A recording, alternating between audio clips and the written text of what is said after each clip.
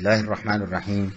الحمد لله أشهد أن لا إله إلا الله وحده لا شريك له وأشهد أن محمدا عبده ورسوله صلى الله عليه وعلى آله وصحبه وسلم تسليما كثيرا إلى يوم الدين. ثم أما بعد، أسئلة مهمة حول الرقية والرقاد، یعنی اہم سوالات رقیہ جو شرعی دم جھاڑ ہوتا ہے اور رقاد جو شرعی دم جھاڑ کرنے والے ہوتے ہیں ان کے متعلق، جو کہ نہایت مفید سوال و جواب ہیں فضیلت الشیخ علامہ ربیع بن ہادی المدخلی حفظہ اللہ سے، جو کتابی صورت میں بھی جو ہیں چھپ چکے ہیں۔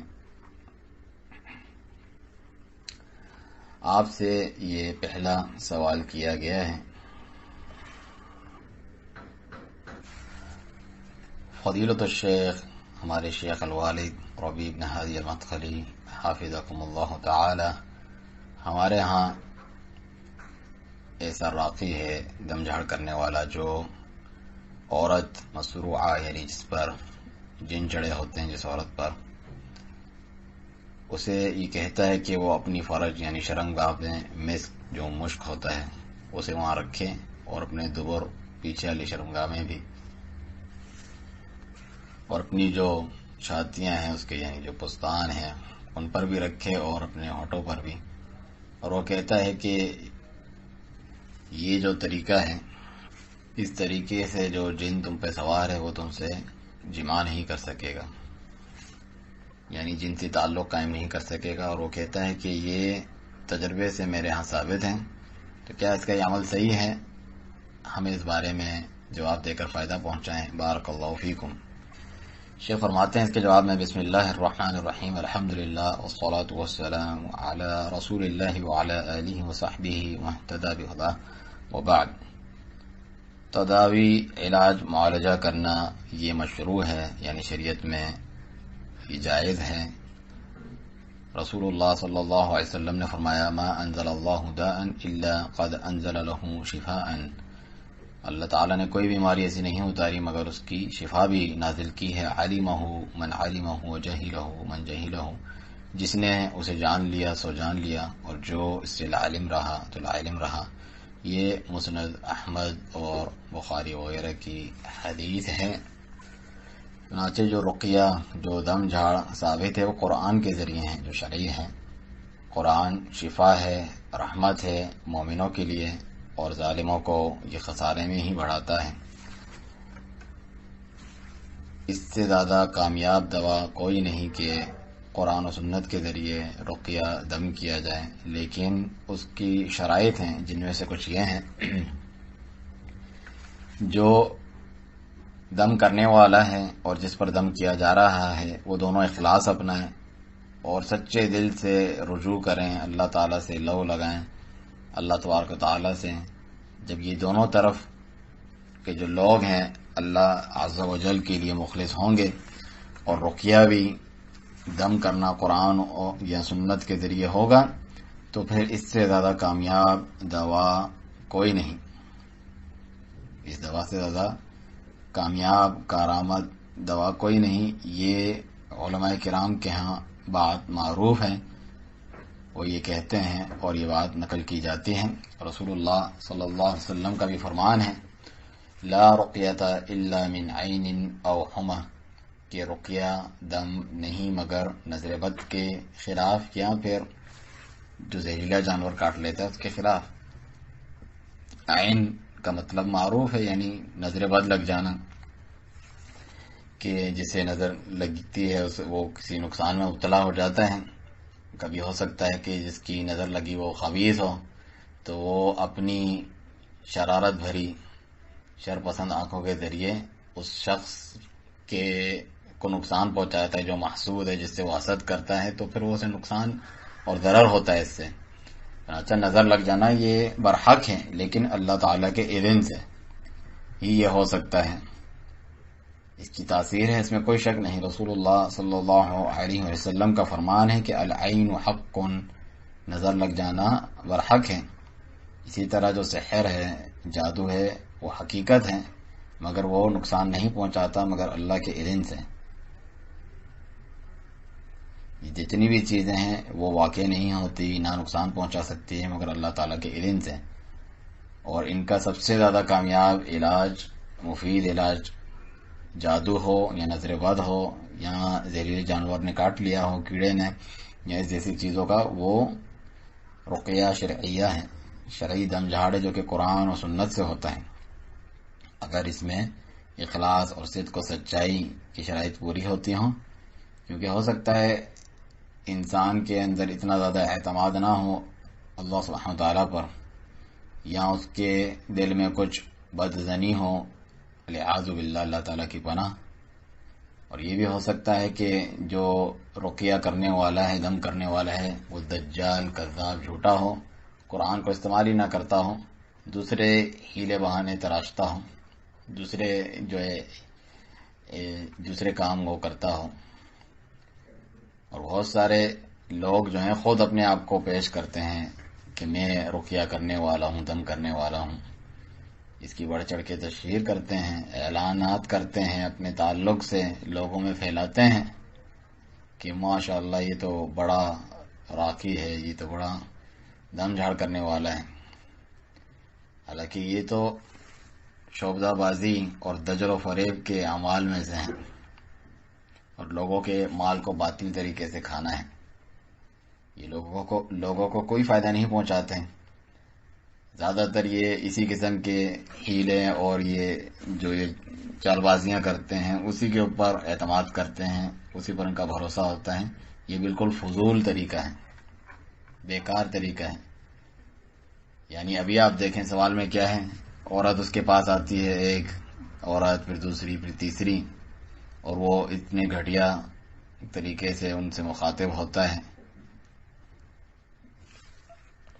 فلاں چیز اپنے فرج یا دبر میں لگاؤ، ادھر ملو یا لگاؤ، آگے پیچھے کی شرم گاہ میں. کتنا یہ گھٹیا اسلوب ہے بات کرنے کا، ردی.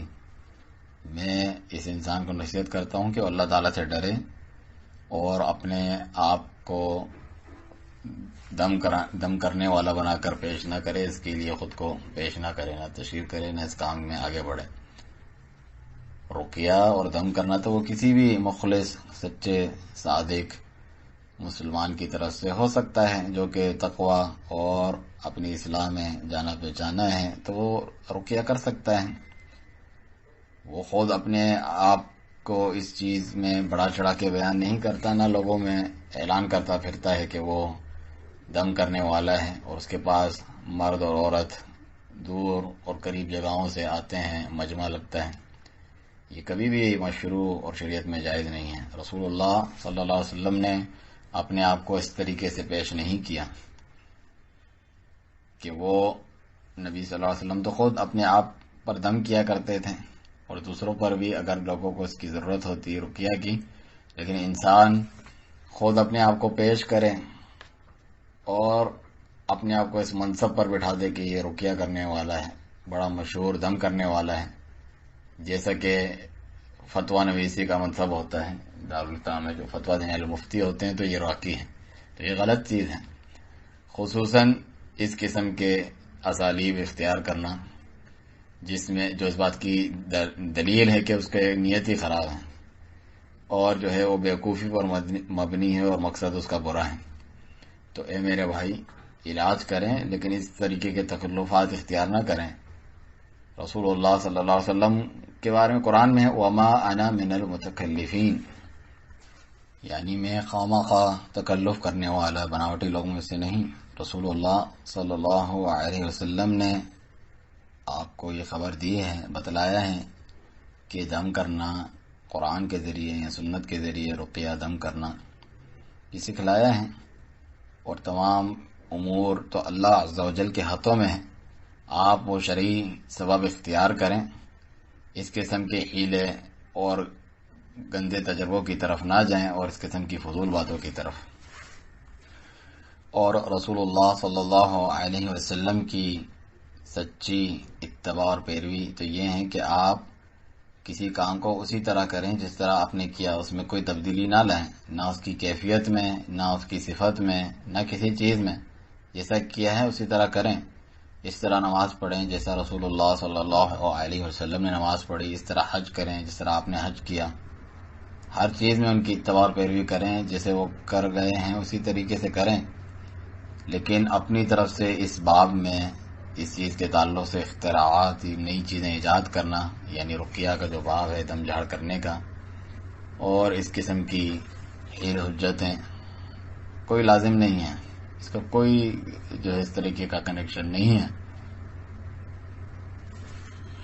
لہٰذا اس قسم کی حیل و حجت کی کوئی ضرورت نہیں۔ اگر آپ نے قرآن سے دم کیا فائدہ نہیں پہنچا، قرآن سے آپ نے دم کیا فائدہ نہیں پہنچا، سنت سے کیا فائدہ نہیں پہنچا، تو یہ خود جس پر دم کیا جا رہا ہے اس کا خلل ہے، یا کوئی ایسا معاملہ ہے جو اللہ سبحانہ تعالیٰ چاہتا ہے۔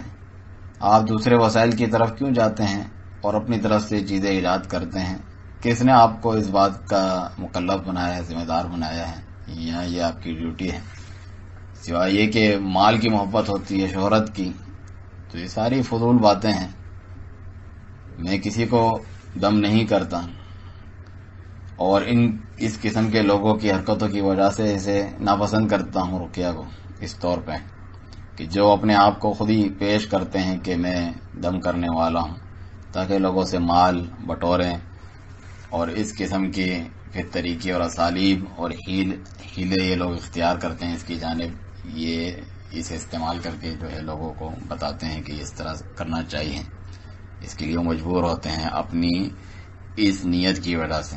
تو میں اس انسان کو نصیحت کرتا ہوں، اگر وہ سلفی ہے، کہ اللہ عز و جل سے ڈریں اور شہرت طلبی کو چھوڑ دیں، اور اپنے آپ کو دم کرنے والا بنا کر پیش نہ کریں، یہ اسلوب چھوڑ دیں۔